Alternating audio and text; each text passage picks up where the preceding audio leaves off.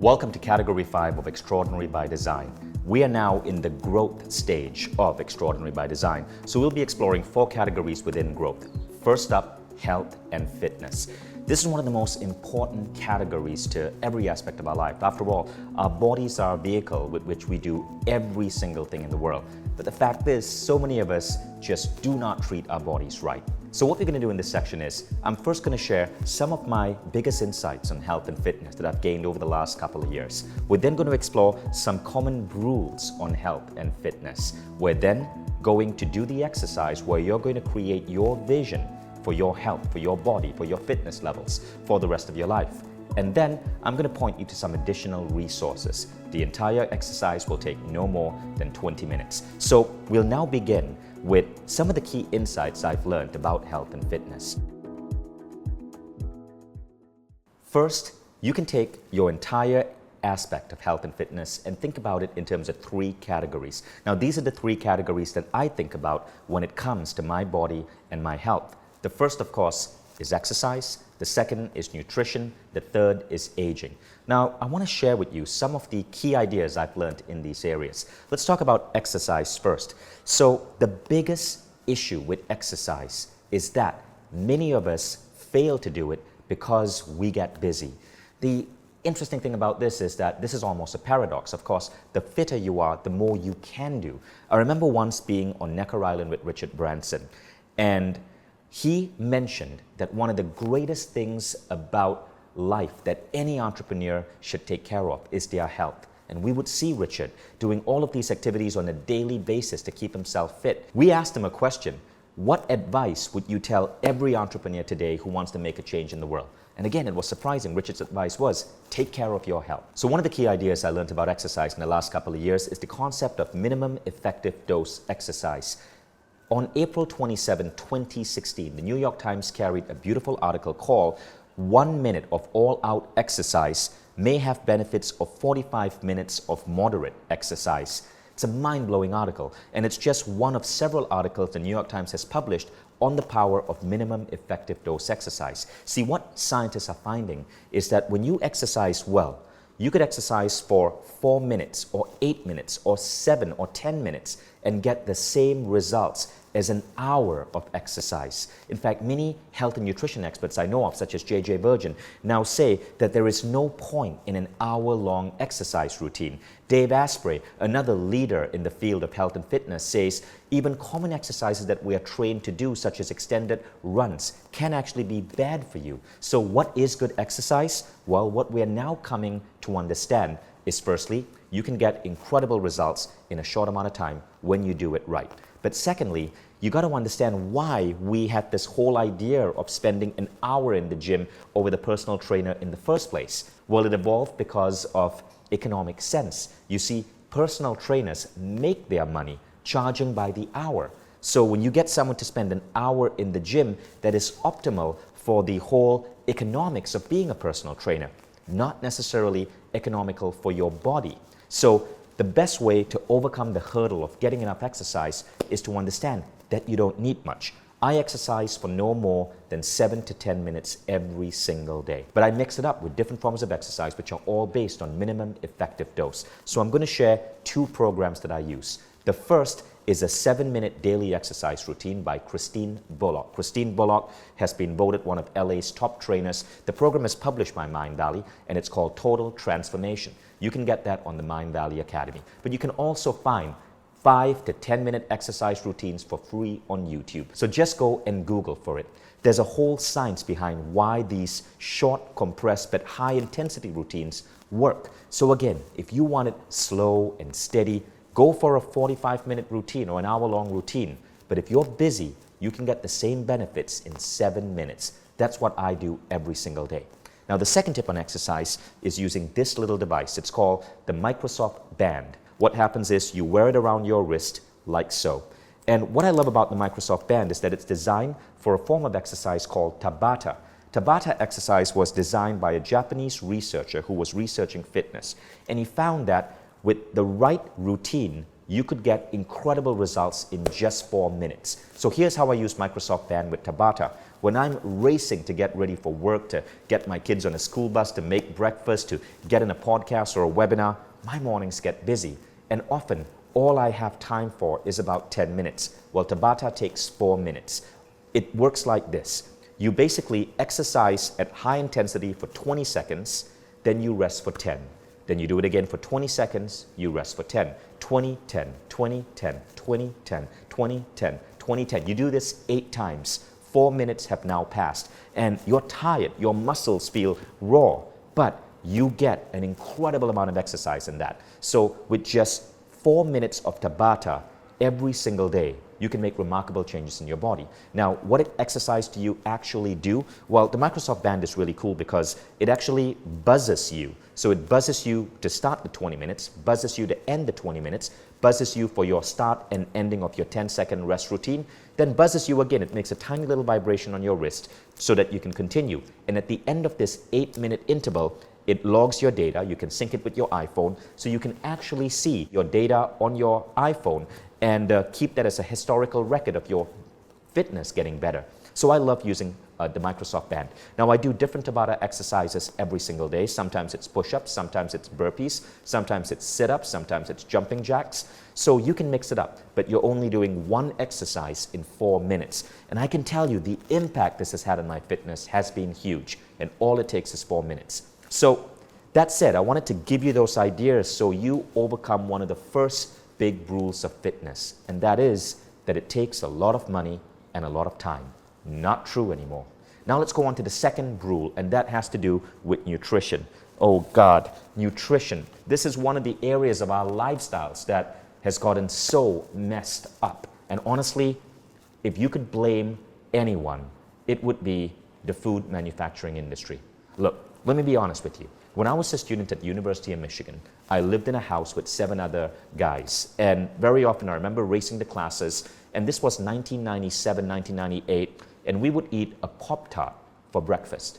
Now, have you ever looked at the back of a Pop-Tart? It is not food. It is basically sugar with decoration. Yet through marketing, we as college kids came to believe that to be a legitimate breakfast. Now, here's the second thing. Can you guess what is the second biggest ingredient in Frosted Flakes? Now, if you're thinking sugar, you're wrong. According to Eric Edmeades, who's one of my friends and a phenomenal fitness and nutrition trainer, the number 2 biggest ingredient in Frosted Flakes is actually cornflakes. Number 1 is sugar. When you give your kids a bowl of Frosted Flakes, you're basically feeding your children sugar. Is it no wonder that according to the Center for Disease Control, 1 in 3 Americans are now obese? And this obesity epidemic is spreading across the world. You now see this in China, in the UK, in France, in Southeast Asia, in India. And it's all got to do with the crap that we are being trained to put into our bodies because it's being marketed as food. So the first bit of advice that you need to take on is to start reading the nutritional tables on food packaging. One of the greatest things that has happened in the last couple of decades is that all foods right now have to have proper, clear nutritional tables. And you really should be avoiding anything that has sugar. It is one of the most dangerous substances for your body. So pay attention to your nutrition. Now, we don't have time to go deep into nutrition theory, but I want to share with you 3 authors whose works you may want to look into. The first is J.J. Virgin. Now, her book, The Virgin Diet, is an incredible book because it teaches you the concept that your body is not a machine. It's not about calories in and calories out. In fact, J.J. Virgin says that whole model of calories is a brule. Rather, your body is a chemistry lab. It functions optimally based on the types of combinations of food that you put in. So you want to make sure that you're putting in the right combos of food. Now, J.J. Virgin and her Virgin Diet puts you through a specific diet where you test out the impact of different foods on your system, and then you pull out the foods that don't gel right with you. So you're customizing your diet based on your unique needs. Second expert that you might want to look into, if you're really into biohacking, look into the work of Dave Asprey. He wrote the amazing book, The Bulletproof Diet. And Dave invented a new form of breakfast, which is, now, don't get shocked by this, but it's a giant cup of coffee with a slab of unsalted organic butter in it. You're basically drinking caffeine and butter for breakfast. Yet it works and there's a science behind it. Read the book or read articles about Dave to understand why. He's been written up everywhere from Forbes to Business Insider, and he just opened his first Bulletproof Cafe in Santa Monica. Now, a lot of people at Mind Valley are on the Bulletproof diet. They're seeing incredible results, not just dropping weight by skipping breakfast and having Bulletproof coffee, but increased energy, increased brain functioning. Now, you could say that some of this is the placebo effect, but either way, it seems to work and it's spreading like wildfire. Now, the third is Eric at Medes. Eric invented a program called WildFit. Search for it online. I'm currently on that program, and I have friends in their 60s who are on that program, and I know at least one friend who has dropped 40 pounds in 90 days. WildFit is a program where, over a period of 90 days, Eric conditions you to change your attitude towards food and what you're eating. So it happens over 12 weeks or 90 days, but the trick is this. Eric's an evolutionary biologist, so everything is rooted in science, and he doesn't tell you what's happening next. So I'm on week 6 of WildFit as I record this video. I've lost about an inch around my waist. But the weird thing is this, I feel normal, I'm eating healthy, and I've given up all sugar, I've given up certain other foods. I'm not allowed to tell you because it spoils the surprise, but I gave up stuff that I always knew was unhealthy, but I was never able to give up in 20 years. And I'm now off it. Even the cravings are off. And my body continues to mold itself into its best possible weight. So I look better, I feel better, I'm 40 years old than I did when I was 25. And it all has started kicking in after 6 weeks of WildFit, and I cannot wait to see what the next 6 weeks are going to be bringing in. So again, Eric at Medes, phenomenal guy, amazing teacher. Look into the WildFit diet. Now, we have spoken about exercise, we've spoken about nutrition. Let's get to that third pillar of health, and that is aging. So here's what you got to know about aging. According to Singularity University, there is an extremely good probability that we are going to be extending our lifespans to hundreds of years. So let me put it this way, and I'm going to give you a mathematical model so you can calculate this for yourself. Based on the latest data, I, as a 40-year-old man living in the Western world, will live to be 115 years old. My son, who is 8 years old, will live to be 135 years old. And if you are 25 or 30 years old, you're likely to live to be 125. Here's what Singularity University says, and here's how you can do the math for yourself. You see, medical research is getting so much better that every year you live right now, you are adding an extra 3 months to your lifespan. Now, the average lifespan for a man or woman in the Western world right now is about 80 years. As I'm recording this video, it's 2016. Every year from now until 2030, if you're alive, 3 months is being added to your lifespan. So over the next 14 years, you're basically adding 3 years to your lifespan, which means if your life expectancy is 80 right now, by 2030, it's going to be 83. But here's the fascinating thing. The rate of progress in medical technologies to increase lifespans is so rapid that by 2030, every year you're alive, you're going to be adding an extra year. So if you're 50 years old in 2030, right, and you have 33 more years, because remember your lifespan is going to be 83, you now get to double that. You do not have 33 more years, you have 66 more years. So you would live to be 116 years old. And that's how you do the math. Now, if you are a teenager, if you're 20 years old right now, you will be 34 by 2030. Now, if you're going to be 30 years old by 2030, you know that you have roughly 54 years because your lifespan is going to be 84. Well, you would double that. You actually have an extra 108 years. So what this means is that you would be living to be 138. So that is insane, isn't it, when you think about it? But here's the bad news. While we can slow down aging, we cannot reverse it. So however much you age right now, you would be at that level as you get older. So what you want to do is to slow down aging as much as possible. And as we grow older, certain things do happen to our body. You can slow it down. Here are a couple of tips on how you can slow down aging. Firstly, eat well. We've already spoken about that. Secondly, exercise. Third, meditate. Meditation has had a profound impact in studies on slowing down aging. It makes your heart healthier, it slows down telomere shortening, it basically makes you live longer and healthier. So meditate. It is one of the best ways to slow down aging. But there are other practical things you can do. Let's take wrinkles, for example. One of the biggest causes for wrinkles is sunlight hitting your skin, ultraviolet rays. No matter how old you are, you should always be going out with some form of sunscreen on your face. That will help you slow down aging considerably. So with these ideas in mind, know that health and fitness is totally under control. There are many rules about it that you can discard, from how much exercise you need to what foods are acceptable foods to your lifespans. And when you learn to discard these rules, you're ready to approach your health and fitness in a whole different way. Now that we're done with that, let's get started with the exercise. So the first part of this exercise is for you to think about the rules that you might be having on health and fitness. Ask yourself these questions. Do you believe that you're genetically inclined towards obesity or towards being skinny? What are your beliefs around food? Do you believe that culturally you have to eat a lot of carbs, you have to eat a lot of pasta? Do you believe that you have to stay with your family's diet, even though you know that might be unhealthy for you? Do you believe the crap that is on television regarding food and nutrition out there? Do you believe in superfoods? Do you believe that juicing is healthy? There is evidence both for and against all of these. Do you believe you'll live as long as your parents? Do you believe you're aging well? Do you believe you can slow down aging? Keep in mind that whatever you believe about your health will be true for you.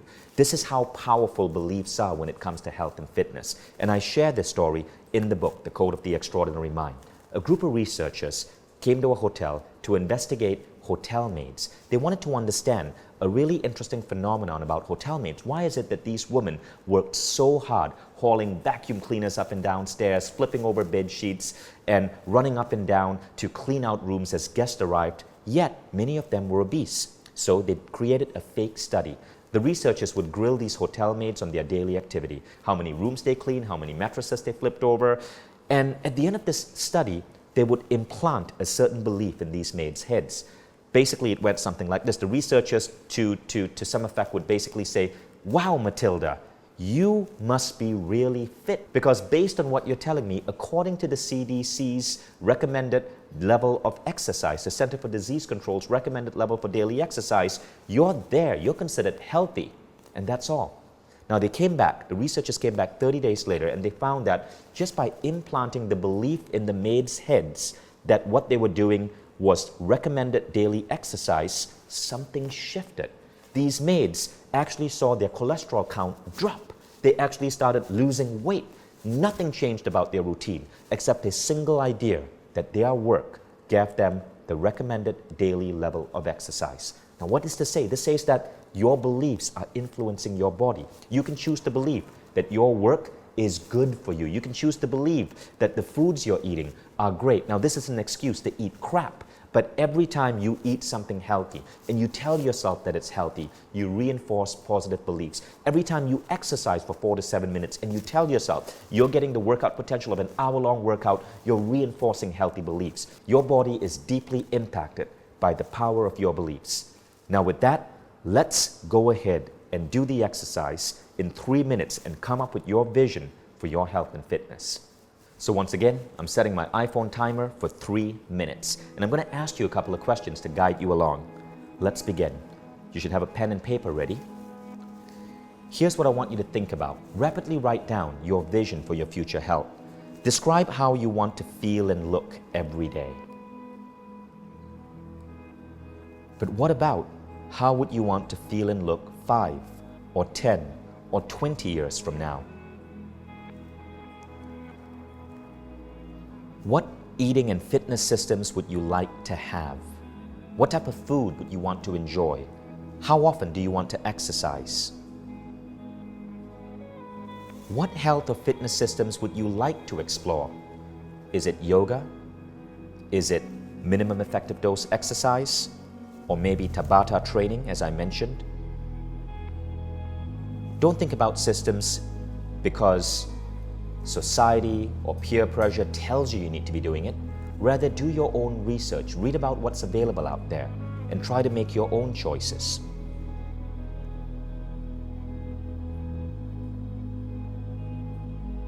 Are the fitness goals that you're writing down things you'd like to achieve purely for the thrill of knowing you accomplished them?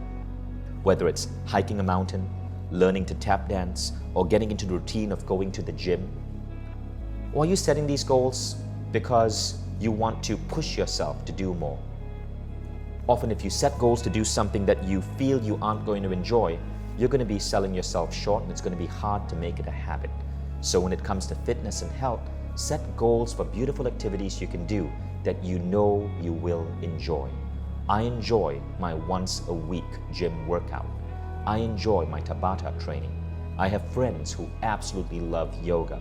But don't force yourself to write down goals that you feel you might not enjoy. Set goals for how you want to look in the future. What would your hair be like? Your waistline? Your legs and your butt? How would you like them to look? How would you like to feel in a swimsuit? How would you like to feel in your favorite shirt or dress? Would you like to be able to run a marathon when you're 50? Or take up something fascinating like rock climbing?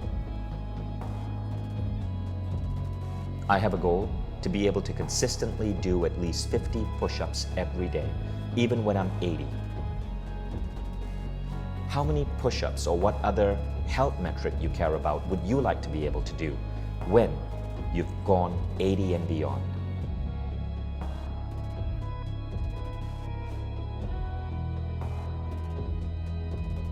What would your daily, weekly, and weekends look like when you make health a key priority in your life? So time's up. You can now put down your pens. And remember, you can go back to this anytime. You can spend an hour on this in a cafe and figure out how you truly want to expand your vision for yourself when it comes to health. But you've already done a great job. You've explored rules on health. You've looked at some common methods to go forward, exercise, nutrition, and aging, slowing down techniques that you can start looking into. So you're on good footing.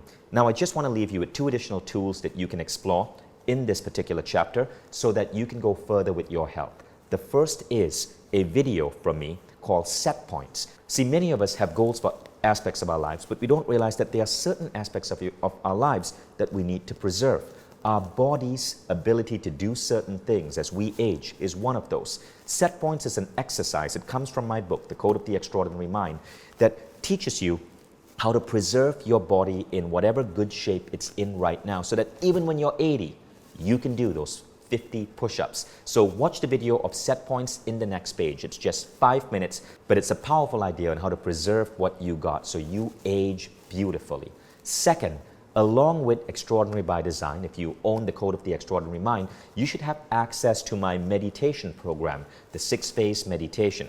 The 6-phase meditation is designed based on a scientific methodology. You're up-leveling 6 phases of your life. But the beautiful thing about this methodology is that science has shown that a lot of the techniques that I embedded in the 6-phase meditation actually helps your body. Take, for example, phase number 3, which is forgiveness. Well, science has shown that when you practice forgiveness, it actually has a positive impact on your body. People who are doing endurance training actually see higher levels of endurance after a forgiveness exercise. People can do a higher vertical jump after a forgiveness exercise. We don't actually know why this is happening. I lay out some of these scientific studies and the researchers who did them in my book, but we know it works. Now, the 6th phase has 6 different phases of meditation, but when you combine them, they actually have a profound beneficial effect on your body. So these 2 additional resources should help you do wonders with your health and fitness. Thank you.